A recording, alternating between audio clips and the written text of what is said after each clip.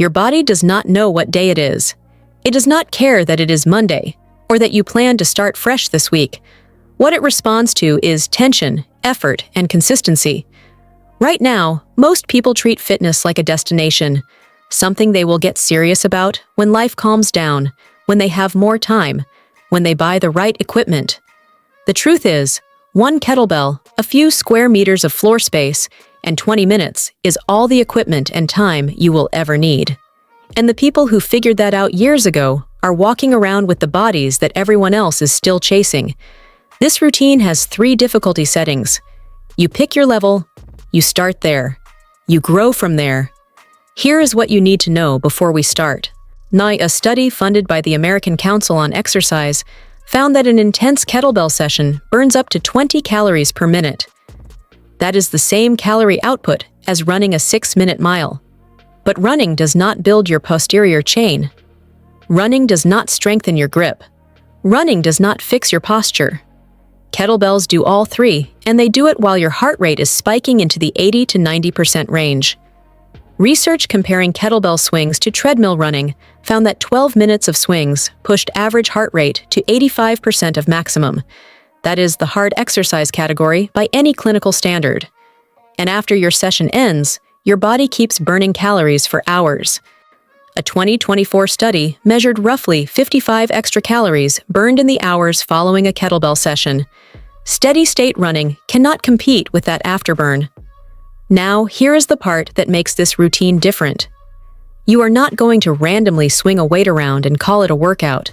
You are going to build your session around 5 movement patterns that cover every major muscle group in your body: a hinge, a squat, a push, a pull, and a carry.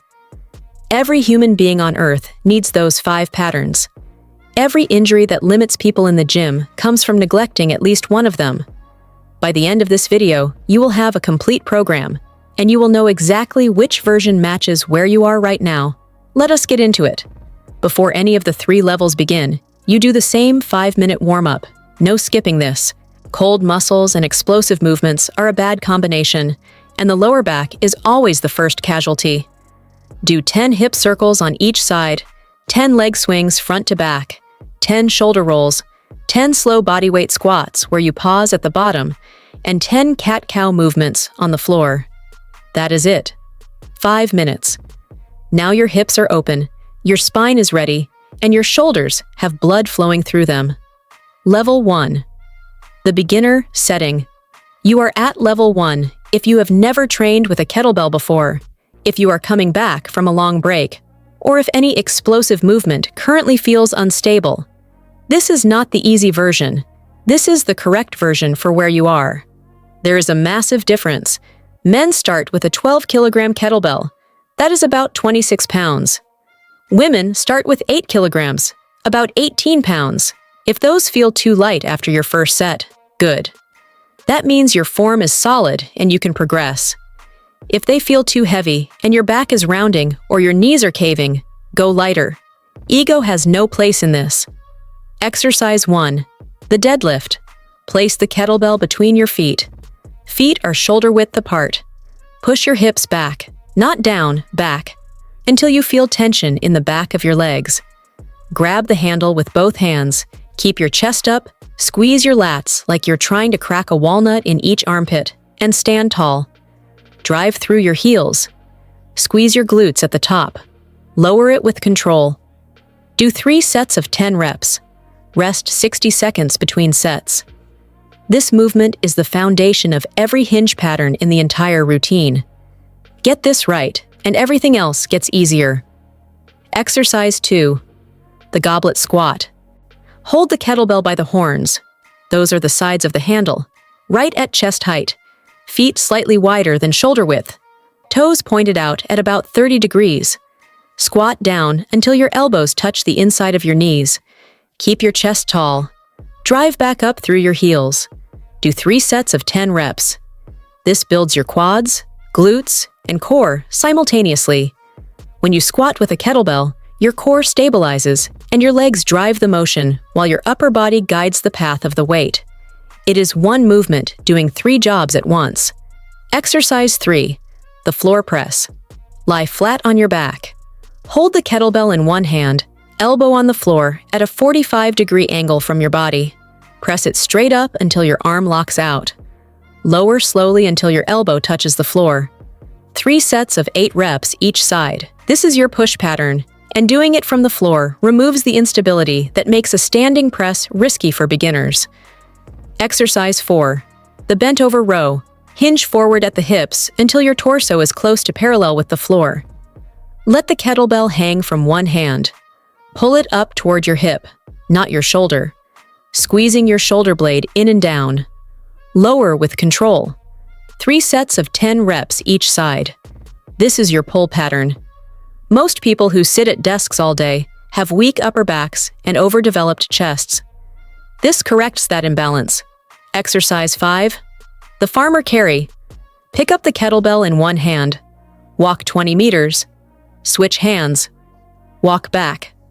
3 rounds. Keep your shoulder packed down, your core braced, and your back straight throughout.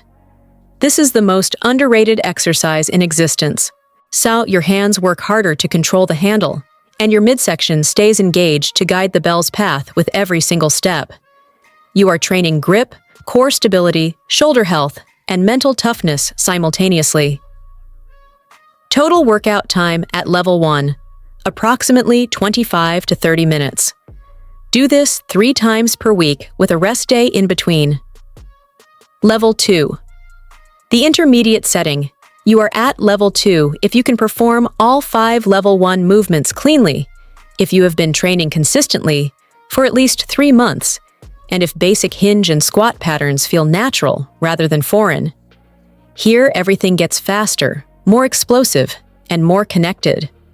Men move to 16 to 20 kilograms, women 12 kilograms. The same rule applies. If form breaks down, the weight comes down. Exercise 1. The two-handed swing. This is the signature kettlebell movement, and it is not a squat. It is a hinge. Place the bell about 30 centimeters in front of you. Hinge back to it, grip with both hands. Hike it back between your legs like you are snapping a football, then drive your hips forward explosively. The bell floats up from hip power. Your arms are just the rope. Your hips are the engine. At the top, you should be standing tall, glutes locked, core tight, bell floating to chest height. Let it fall back and hike again. Do 5 sets of 15 reps. Rest 45 seconds between sets. The swing teaches your body to produce force from the hips, not the lower back. Every rep your posterior chain fires hard. Every rep your core braces against that forward pull of the bell. It is conditioning and strength at the same time in one fluid motion. Exercise 2. The clean to press. Pull the kettlebell from a hinge position up to your shoulder in what is called the rack position. Bell resting on the back of your forearm, elbow tucked in, fist at shoulder height. From there, press it overhead. Lock out. Lower back to rack. Lower to the floor. This is your push and hinge patterns combined. 3 sets of 8 reps each side. Keep the bell close to your body on the way up. If it is swinging wide, you will feel it on your forearm and your form is breaking down. Exercise 3. The goblet squat with a pause. Same form as level 1, but now you pause for 2 full seconds at the bottom before driving back up. This removes momentum and forces your muscles to do actual work. 3 sets of 12 reps.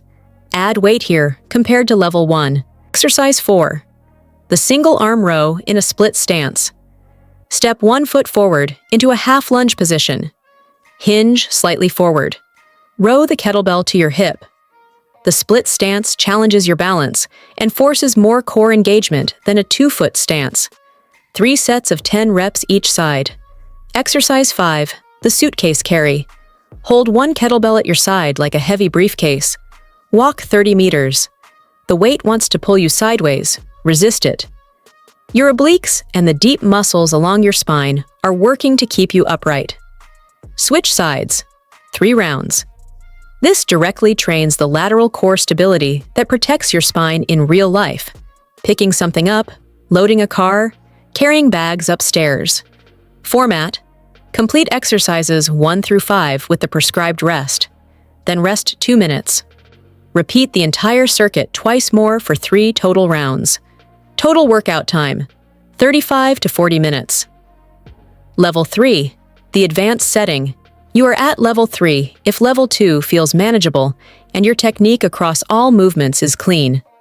This is where the workout becomes a single flowing system rather than 5 separate exercises. You are moving from one to the next with minimal rest.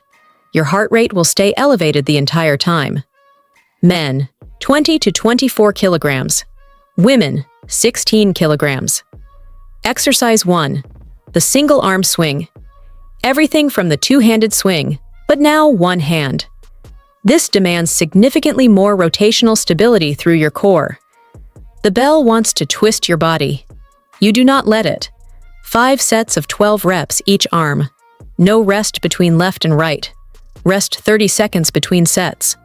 Exercise 2, the clean to press to squat. 1 continuous complex. Clean the bell to the rack. Press it overhead. Hold it overhead as you squat down. Stand back up. Lower from overhead back to rack. That is 1 rep. You are moving through push, squat, and hinge mechanics in a single unit. 4 sets of 6 reps each side. Rest 45 seconds between sides. Exercise 3, the snatch. The kettlebell snatch builds explosive power because you drive the bell overhead in one smooth motion. The movement uses a fast hip extension that propels the kettlebell upward. It also challenges shoulder stability since you must lock the bell out overhead with control.